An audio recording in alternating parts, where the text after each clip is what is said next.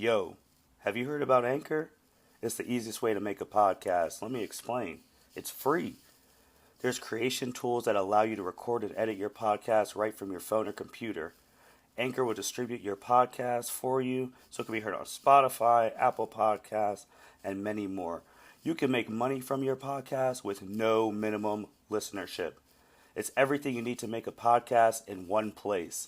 Download the free Anchor app or go to anchor.fm to get started.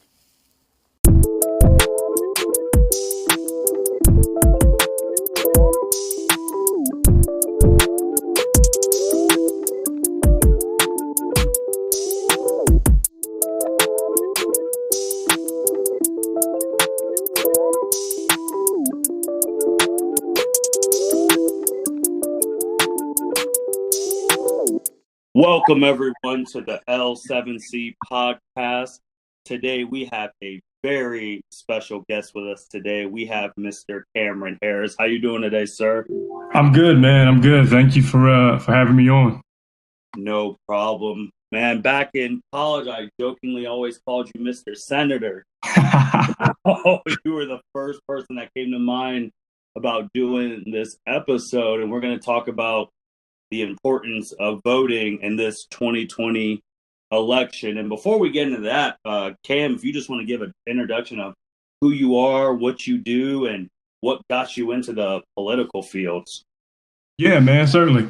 So again, my name is Camren Harris. I was born and raised in Columbus, Ohio. Went to school with Martin, and as he said, he kind of always spoke life into me, if you will, being in this political field. But I kind of got my start in politics our senior year at Capitol. I worked at the Ohio House of Representatives as a caucus page, and that is what kind of sparked my curiosity. So I'm gonna pause there and let you know what I do now. I do a lot of political consulting and advocacy work.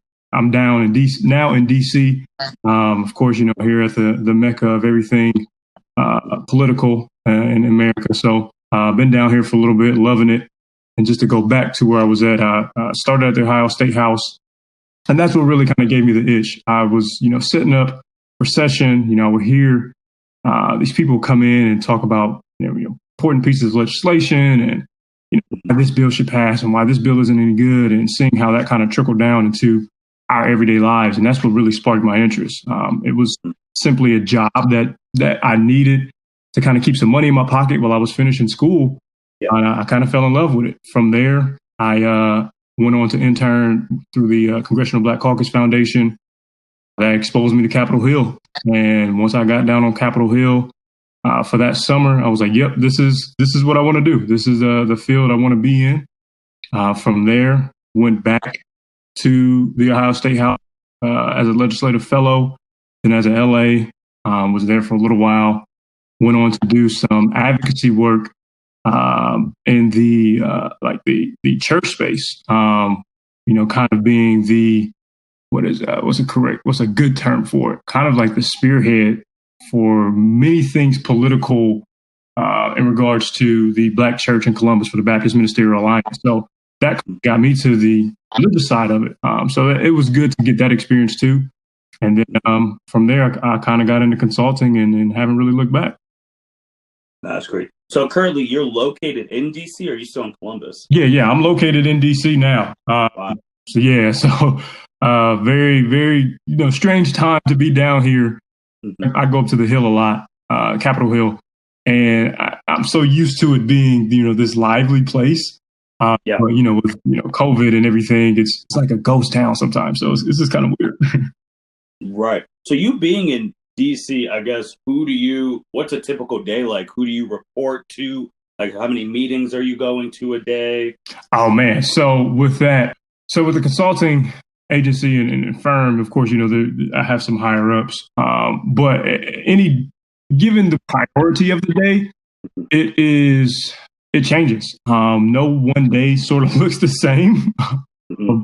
You kind of go with what Congress is taking up at the moment, right? That, for example, something that's really popular on a lot of people's radars was the College Affordability Act. That is essentially the HEA, which is this big, comprehensive, higher ed reauthorization bill and reform. Right. As great as it is with all these additions and some things that people want to take out, so forth and so on, it's this great comprehensive bill, but it's kind of put on pause right now because of everything that's COVID related. So that then changes and switches, your strategy on what bills you're going to advocate for, what representatives or senators you need to talk to, or who on the particular staff you need to talk to, who you need to email. So it varies. So there could be days where I'm in meetings from 9:30 to about 4:30. Then there's sometimes a networking piece that you kind of go to, receptions and meetings, or happy hours.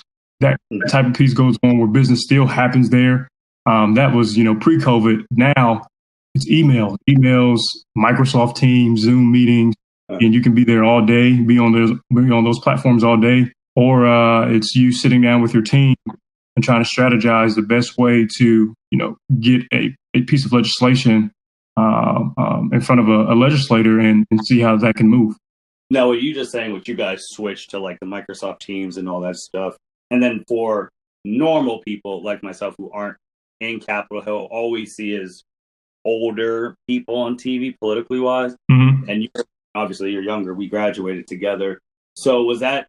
I don't know if like people of that age, older people are working with you. Was it hard for them to get accustomed to the Zoom and using computers and things like that? Yeah, man, there is definitely a somewhat of a learning curve, if you will, for people who aren't as familiar with these platforms. I think one of the most common ones, and you probably have experienced this too, is you be in the meeting with someone, you're talking, and then it's time for the person to respond. And you can see, their mouth moving, and they're saying something. You're like, oh, you're on mute. You're on mute. That happens all the time, and I think that was one of the, still is, I guess, one of the hardest challenges that some of the older folks kind of hard to adapt to. Just remembering to, press the button and making sure that you're on and off mute. Right. I mean, here for me because I work at Children's Services here down in Columbus, Ohio. Like, they'll be talking, and when other people are talking, they don't mute themselves. You hear all of their background. The person who's supposed to be given their report and stuff. And I'm just sitting back there just like, oh, you just got to mute. One of you just got to mute, and then they both mute. And then, it's weird when you have that generational gap, because we came up with computers and, like, even small stuff like Game Boys to Xbox, like iPods to iPads, and they didn't come up with that stuff. So them trying to catch up now real time, it's tough. I feel for them. It's like, couldn't be me. But then some of these kids that I work with, or I go see, like these families and stuff, you got 5 and below knowing how to fully use an iPhone. Yeah, man. It blows my mind. Right, bro. So the election, this is happening Tuesday as of recording today, Sunday. And we plan to get this out to everyone on Monday. So why, me seeing the commercials and things like that, why are they calling this the election of a lifetime, the election of a generation? Why is this one so big? Sure, man. So, oh man, where to begin with that? So, as we know, all elections have consequences. Point blank, period. There's no way around it. Who we elect into public office, whether it's the president, whether it's someone who's sitting on your local school board, these elections have consequences. And I think the reason why this particular election is being branded as such consequential is because, one, of the state of our country right now. We're dealing with a health crisis, a pandemic. There's been a much more attentive eye to the social unrest and injustices that are in this country. And what we have seen from both sides of the spectrum, if you will, is people really highlighting how if one side is the winner of this election, the country will continue to move forward into a direction no one wants it to go.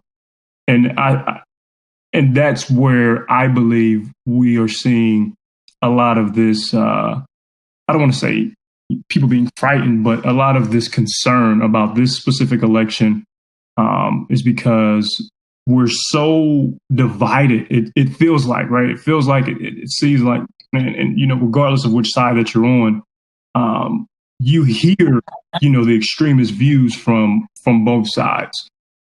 It scares people to the point where they are aligned with one side or trying to figure out which side they should align with because they're afraid of seeing our country, continue to, rip itself at the seams. So because of everything that we're experiencing right now, the pandemic, the social unrest, as we continue to see, college tuition rise and the debate about healthcare and, the right to marriage, so many things are piling up on top of one another that it's to the point where people are like, look, wherever this election swings, there's going to be some type of consequence. So you got to make sure that you do your part to avoid, the despair of the country falling out of whack. So I think it's because of all that has happened, all that's going on, and clearly seeing either from one side a lack of leadership or from the other, clear leadership that deserves recognition.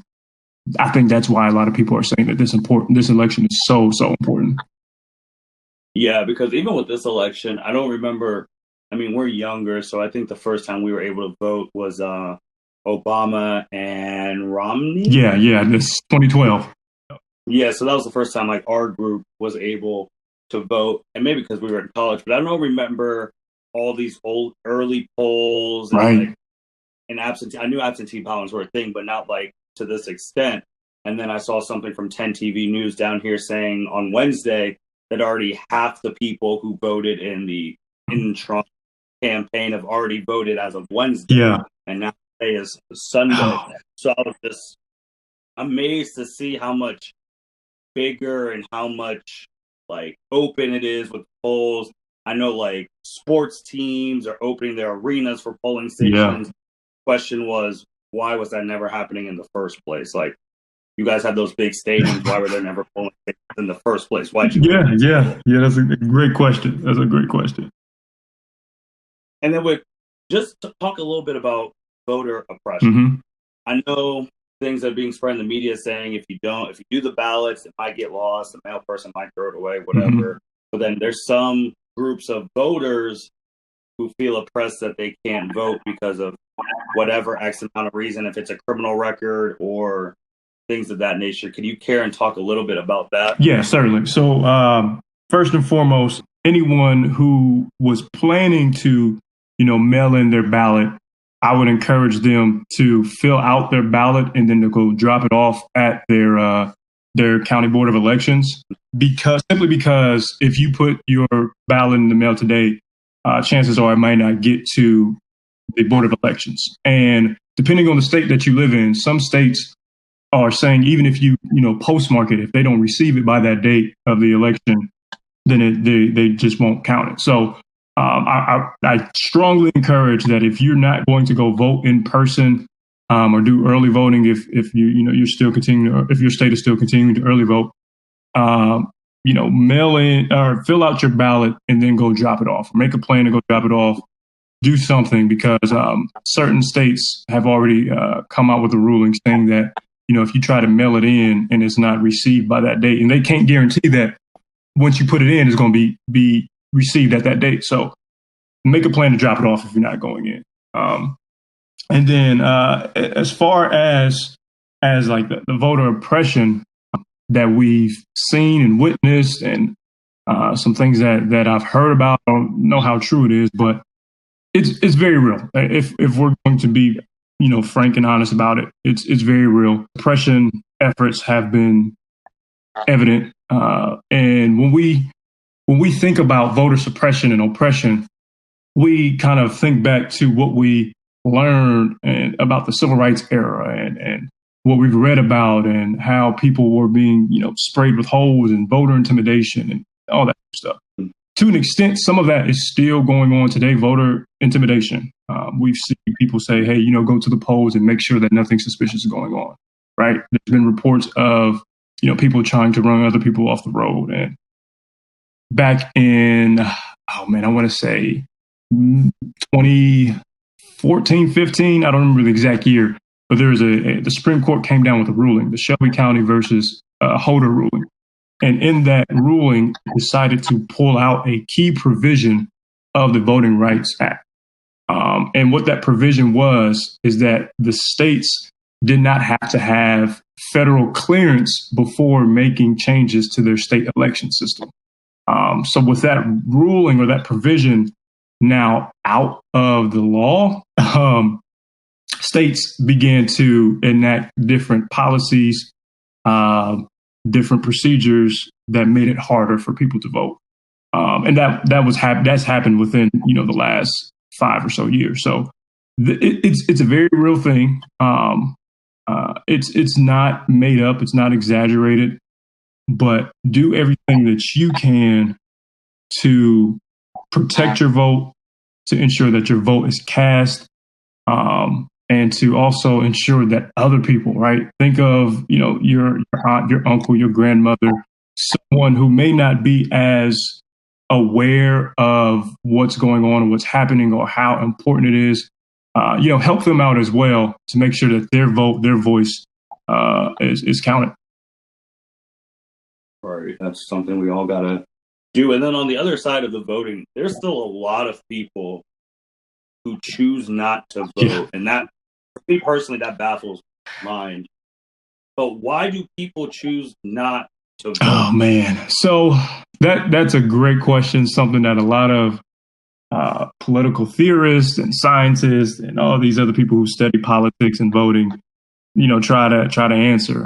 And I think what it comes down to is a lot of people have such a jaded view of the government, right? The government doesn't work for us. It doesn't help us out. It doesn't care about us, or it's made to, keep us down. You have that side of things. And there's other people who just feel as if, I don't like either candidate, right? I don't know why I should vote for a person that, doesn't best represent me or who I feel should be president, right? I feel like so-and-so who's the governor of whatever should be the president. And because the system, quote unquote, is locking or gridlocking them out, I'm just not going to vote. In my opinion, first and foremost, by you withholding your vote and understanding that your vote that's not casted is not going to necessarily affect your livelihood and those who you care about is a act of privilege, right? For you to say, I'm going to sit here and restrain my vote for my personal reasons, not thinking about the consequences of if someone else gets in office who has ill intentions that are against other people, then you're acting in your own self-privilege. That was just a personal anecdote. I strongly believe that you withholding your vote is always detrimental for someone else who is less fortunate than you. But going back to your question, some people have this wrong view of the presidential election, right? I think a lot of people see the presidential election as an end-all be-all. As soon as we elect the president, the president is going to get in and do what I want the president to do. And when the president doesn't do that in one election, they say, oh, the president didn't do this. Why am I going to vote again if they didn't stand up and do what I thought they were going to do? And then to the other point of that is a lot of people think that the presidency, because they think it's the end all be all, they like to subscribe or view this as a marriage when it's not a marriage, right? I saw something on either Facebook or Twitter. They said the election is more so of a bus stop, right? It may not be your final destination. This may not be the candidate that you want today, right? To make America get to the promises that you believe in, what we should have, how our country should operate. But it's a bus stop that's taking you in the right direction. So when you're looking at the candidates, which candidate is going to get you to the destination that you want to go? That's which candidate is going to move America forward to where you think America should go. So instead of looking at it as like a end all be all as a marriage, that this is how it's going to be. This is where my vote is going to lie, and I'm stuck with this vote. Yeah, once the election is over with, you can't vote for another president for another 4 years. But think of where you want the country to go, where your values are, and see which candidate aligns most with that, and know that candidate, though it may be slower than what you want, that candidate is going in the direction that you want the country to go. The two biggest things that I've heard of why people don't vote, like you already hit that, A, their vote doesn't matter. And the other one that I've heard is that they don't want government or whoever to have their personal information. And that one's kind of funny because if the government wanted to, they could find you anyway. I mean, go ahead. So those are the two I hear. So let me say this.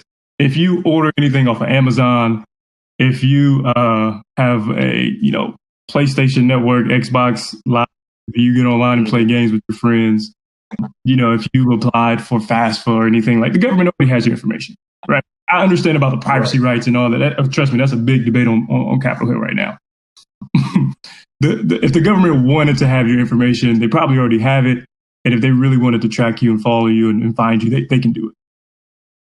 It makes sense because I know me personally, I've been getting text messages galore from I'm like working in America, this and that. Are you gonna? I was like, yeah, I'll go on Tuesday. I mean, I've always voted, so I texted me, but that's where I'm just like neither here nor there. And I want to hit a little bit on the presidential candidates, not just Trump and Biden, but just from what I'm seeing from both of them. We have, I think Trump is 74 and Biden 78. Yeah. Correct if I'm wrong on that. But how are we? I feel like we're getting older instead of younger. You still got people like Nancy Pelosi and Mitch McConnell who are running the show there for as long as I could remember. And I feel like for the next step for the country to take forward, not just a Republican Democratic president, not even that, just people of our generation or above actually stepping up and doing things and taking those leadership roles. So that's definitely something that I hear about all the time, and especially in conversations that I have with other politicos who are our age, people who are frustrated voters, people who are just frustrated with the American government. They're saying it's not really reflective of America. To an extent, I can understand why they feel that way, right? Especially when you start to pull the demographics of the country and where we're expected to go and how, more people of color are expected to grow in population.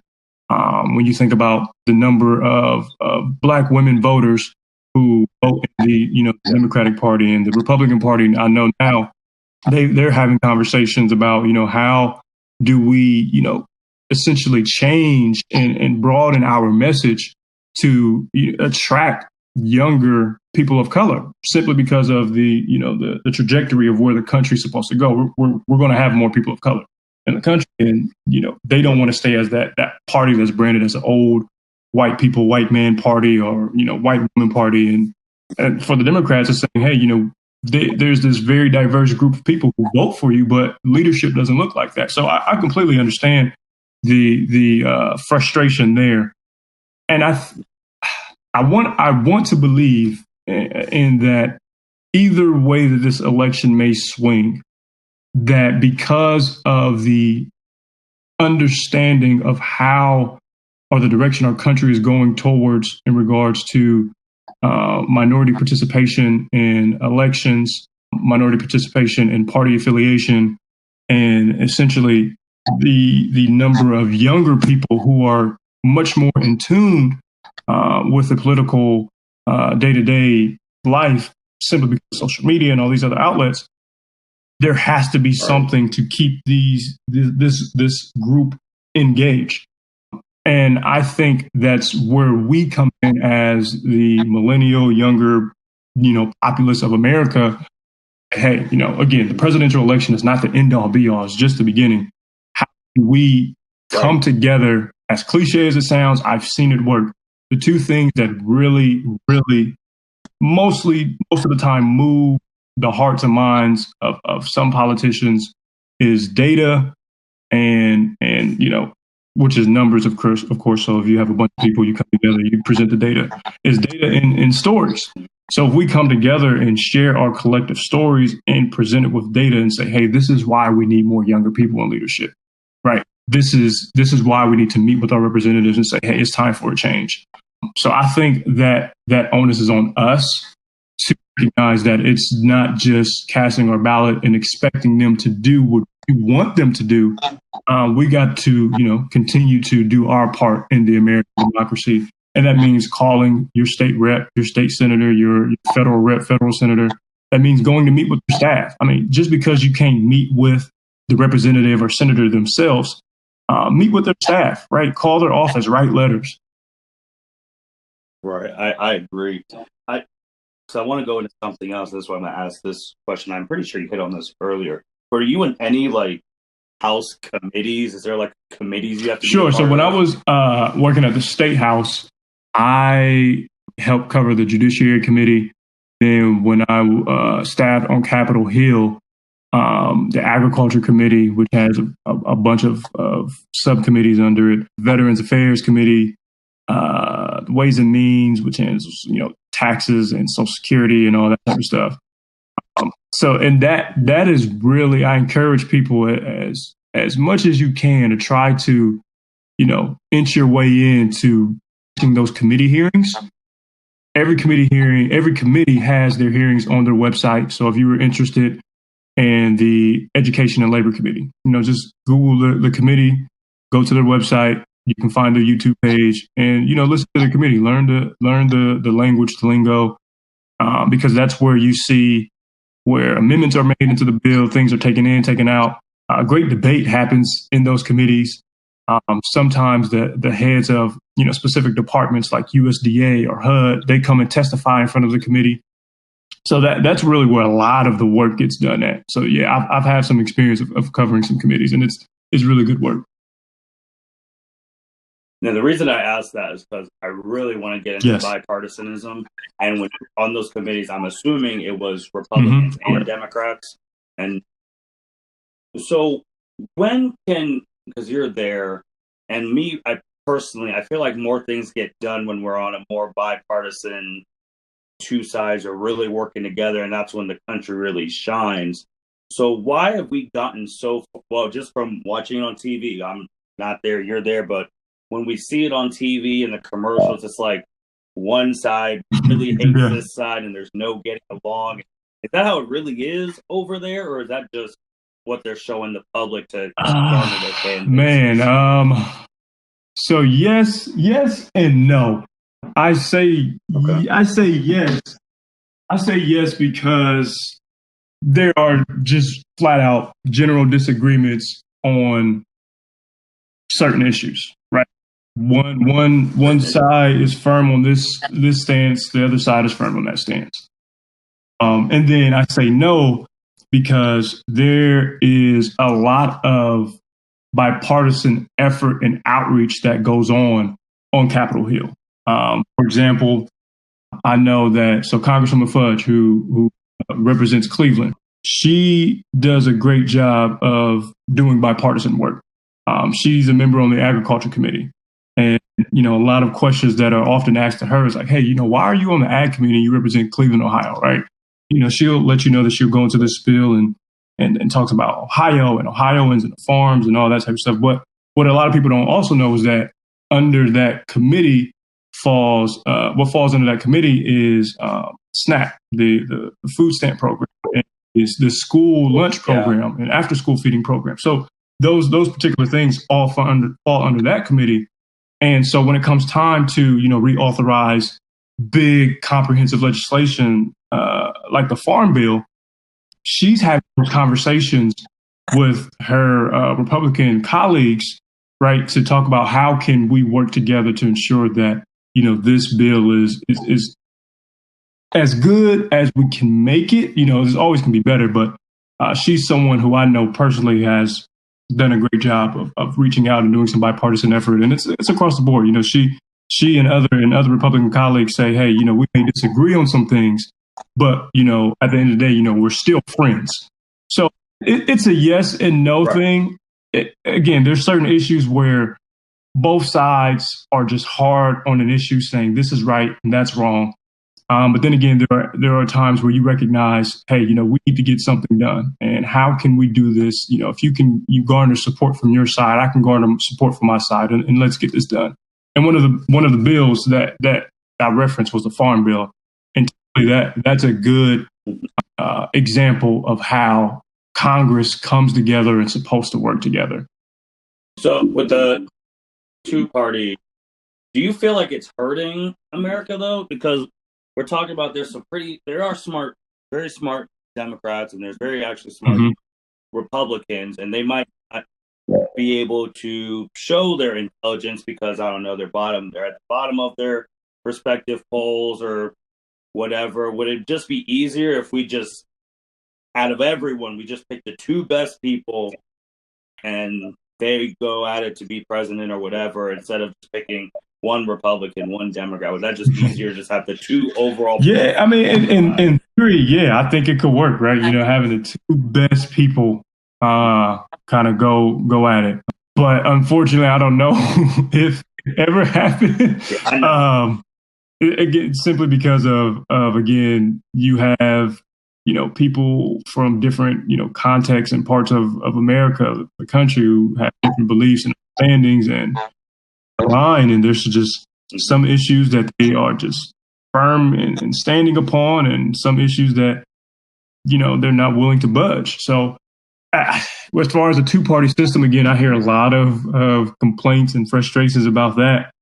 I think if we want to, I don't want to say, I guess, better engage and restore the hope in our American democracy, the electorate has to be energized, right? The electorate has to want to participate. There's been a lot of people who just say that it's not beneficial for me because of X, Y, and Z. So if we're going to continue, which I'm sure we are, but to continue the two-party system, right? I think the parties are going to have to figure out how they're going to have to best manage to engage and pique the interest of this new wave of voters, right? A lot of people our age are not, party loyalists like how some of our parents or grandparents were. A lot of people our age are not identifying with the Republican or Democratic Party. They're identifying with the issues, and they're seeing where the issue falls for that party. So there's going to have to be some engagement, some type of reform from the parties as we continue to age and the younger generations behind us. I mean, if we're as radical as some people say, like the millennial generation, this next generation, the generation after that, that's going to come after us, I can only imagine, how they're going to be involved in this political space. So there's definitely going to be a lot of, I guess, I don't want to say rebranding, but going back to the drawing board for both parties to try to figure out how to engage people who are not party loyalists anymore. Right, because even with this current election, depending on the winner, if Trump wins, it'd be his second term, then he can't run again, and he would be higher 70s. And if Biden won, I doubt he would do a second term because he'd be 82. So even thinking 4 years down the line, how early do parties start thinking about who are we going to start throwing at the next election? Because this is either this guy's second term, so he can't do it anymore, or B, this guy's going to be too old. How early do you so this is probably one of my favorite, I guess, subjects or areas to explore, like in the political world, is looking at the up and comer, if you will, politicians, stars, the next rising person in the party, whatever. So as far as a party standpoint, I don't know how that works. I've had conversations with people from either the Ohio Democratic Party or, the DNC, RNC, that type of stuff, the local county party. And I will say that how that system works is very different from area to area, from county to county, state to state. And how the DNC or RNC operates, I just don't have insight on that because, again, it's very different depending upon the area and context. Because what for example, I don't know, let's say the average Democratic voter in Columbus, Ohio cares about is a lot different than what the average Democratic voter in Montana cares about. So it is very different on how they pick and choose which candidates they're going to try to promote and get out there. But something that I can tell you and the listeners is that just begin to pay attention to at your local level and at your state level, at your federal level, at the reoccurring names that you see like in newspapers or in articles or Twitter, who's out here being vocal, being visible, who is out here introducing policy, meaningful policy that's actually going to make a change or addressing the issues of the day. And then as you continue to watch them, watch how their trajectory continues to go up, and you can then kind of form an idea of saying, okay, I can see her, trying to position herself to run for mayor. I can see him, trying to position himself to run for city council. And that's something that also plays out on the national landscape as well. For a long time, people were watching Cory Booker and Elizabeth Warren and Rubio and Cruz, right, because of the way that they positioned themselves prior to the actual, election and time for them to announce happened. So that's one of my favorite things to do in this world is to watch how things unfold and to see where they are trying to ascend to as far as higher office. But as far as the parties, man, I don't know. Another thing I just want to ask is these past, it'll be 8 years now, I've seen a real uptick in celebrities, big names, getting involved in politics, like endorsements, endorsing whatever candidate they want. And now you even have Kanye West trying to do his own presidential mess, whatever he's trying to do.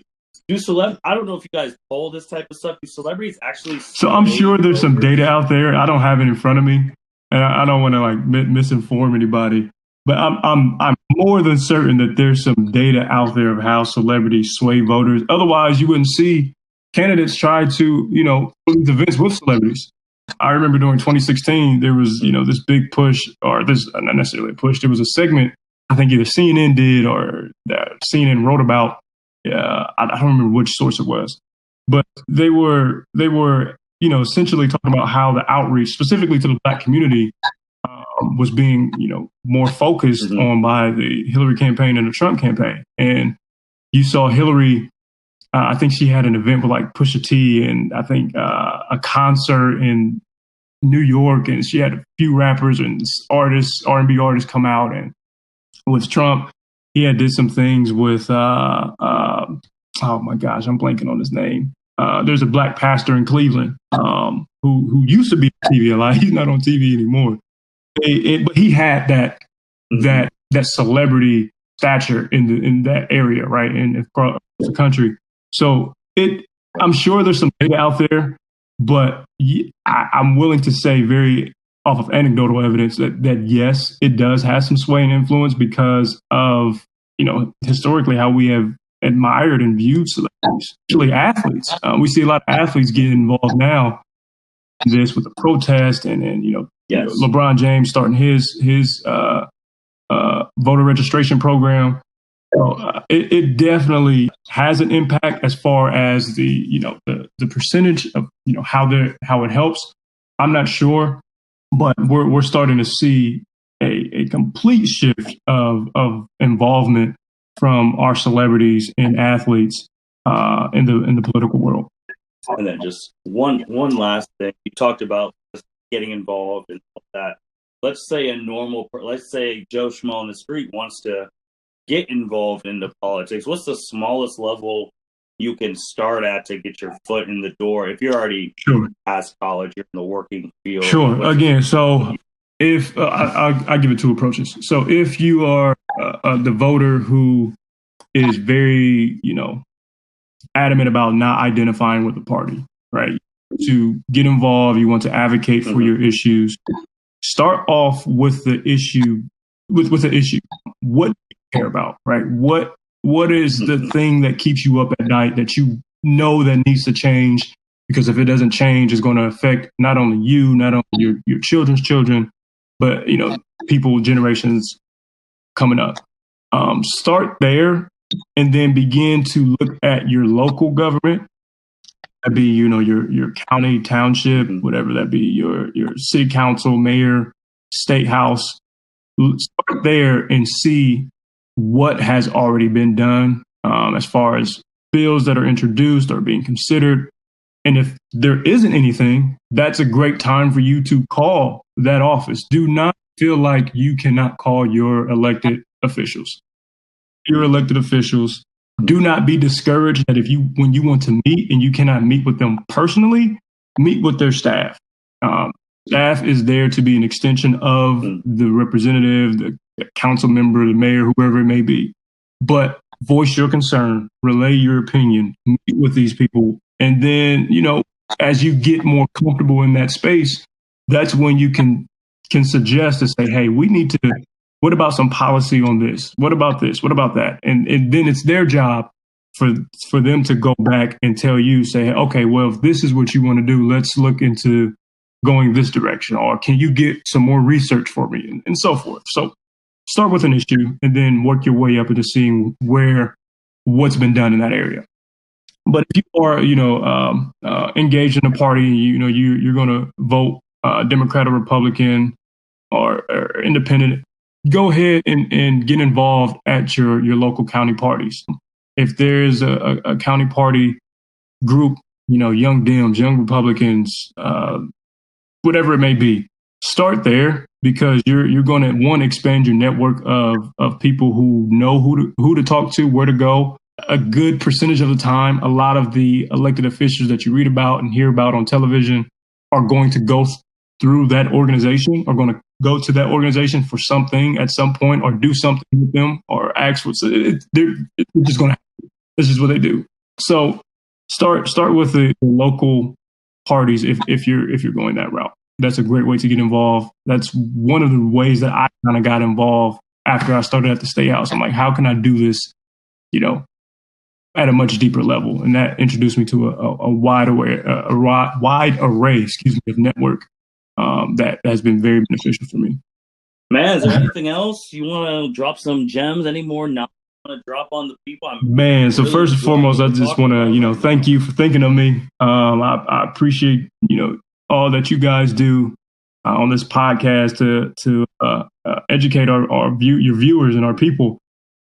As far as voting, go cast your vote if you haven't cast it already.